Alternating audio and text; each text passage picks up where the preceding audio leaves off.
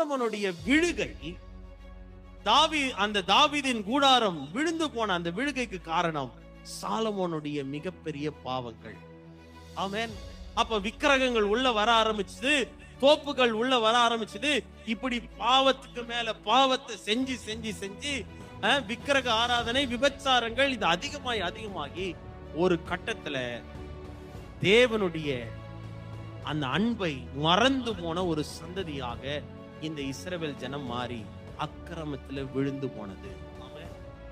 ஆனா கர்த்தர் மறுபடியும் ஒரு அறைகூவலை, என்னுடைய பக்கமாய் நீ திரும்பு, நீயோ உன்னுடைய அக்கிரமத்துல விழுந்தாய், ஆனா நான் உன்னை அப்படியே விட்டுற போறதில்ல, நான் உன்னை எப்படி கைவிடுவேன், எப்படி ஒப்பு கொடுப்பேன், மனுஷரை கட்டி இழுக்கிற அன்பின் கயிறுகளினாலே நான் உன்னை கட்டி இழுத்தேன் அல்லவா அப்படின்னு நினைப்பூட்டுகிறார்.